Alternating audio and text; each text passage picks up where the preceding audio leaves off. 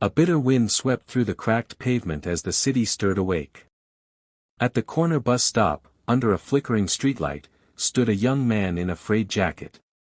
His fingers clutched a wrinkled piece of paper, directions to a job interview. He glanced at it, then at the sleeping baby in the stroller beside him, her tiny breaths fogging the air. His face was pale, drawn with exhaustion, and shadowed with something deeper, fear. Every so often, he checked his phone, as if willing the time to slow down. But it didn't. His lips moved, barely audible, rehearsing what he'd say to the hiring manager. The job wasn't much, but it was something, his last shot before things got worse.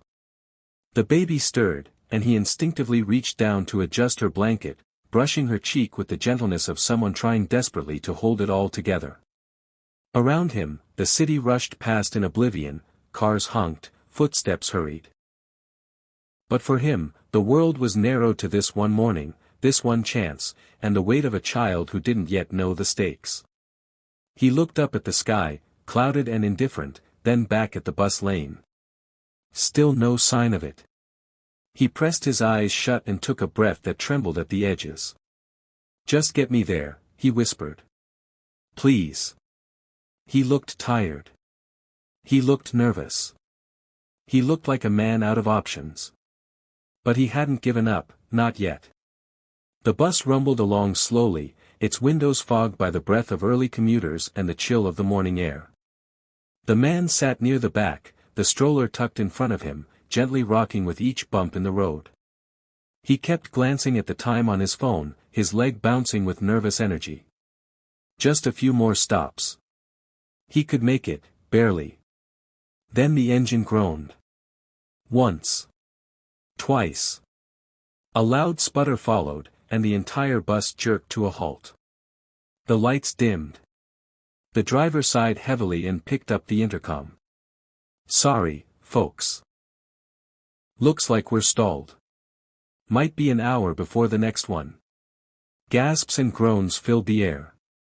People began pulling out their phones, calling into work, complaining. But the man didn't move. He stared straight ahead, frozen.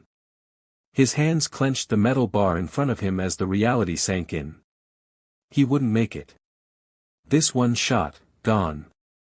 The baby fussed, sensing his tension. He unbuckled her, held her close, and whispered softly, "I'm so sorry, baby girl. I tried. I really tried." His voice cracked. A few passengers glanced his way, but no one said anything. Until, from the middle of the bus, a woman stood. "Does anyone have a car? This man needs help. Please." Silence. Then, a man with oil-streaked hands and tired eyes stood up. "I can take you," he said. The young man looked up, stunned. A flicker of hope returned to his eyes. Outside the stalled bus, the morning air felt heavier, colder. The young man followed the mechanic toward an old pickup truck, cradling his daughter close to his chest. The woman who had spoken up waved them off with a soft smile, and the bus doors hissed shut behind them. The mechanic didn't say much at first. He cleared a space in the passenger seat, brushing aside tools and receipts. "She can ride in your lap. Just hold her tight," he said, starting the engine with a rumble. The baby, warm against his chest, had calmed, eyes wide and curious. As they pulled onto the road, the man finally spoke. "I was laid off 5 months ago. Place shut down. We were staying with friends, but they couldn't keep us. This interview, it's all I've got." The mechanic nodded slowly, eyes on the road. "Tough out there. I've been through it, too." Silence lingered for a moment, then the young man whispered, "You ever feel like the world's already decided you're gonna lose?" His voice was raw, as if the words hurt coming out. The mechanic glanced at him. "Yeah.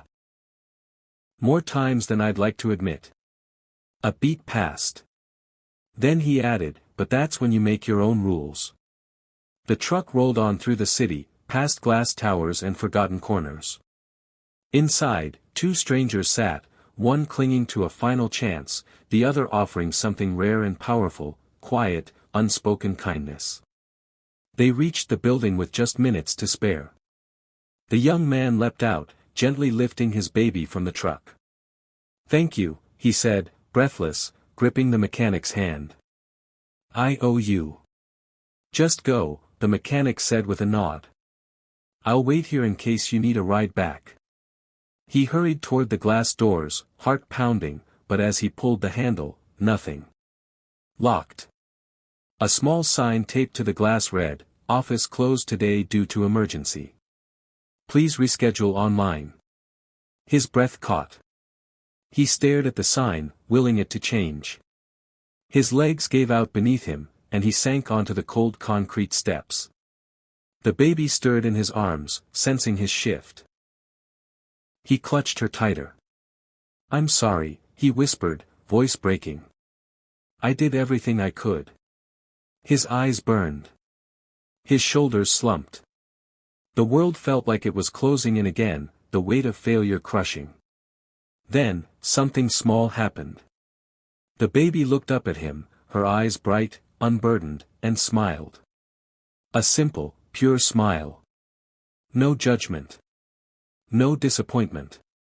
Just love. He stared at her, stunned.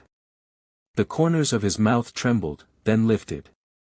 He laughed, soft and wet with tears. For the first time in weeks, maybe months, he felt something stronger than fear. She didn't care about the job, the interview, the world's verdict. She believed in him. That was enough. In that smile, he saw a reason to keep going. A reason to begin again. Still holding the baby, the man sat for a moment longer on the steps, the tension in his body slowly melting.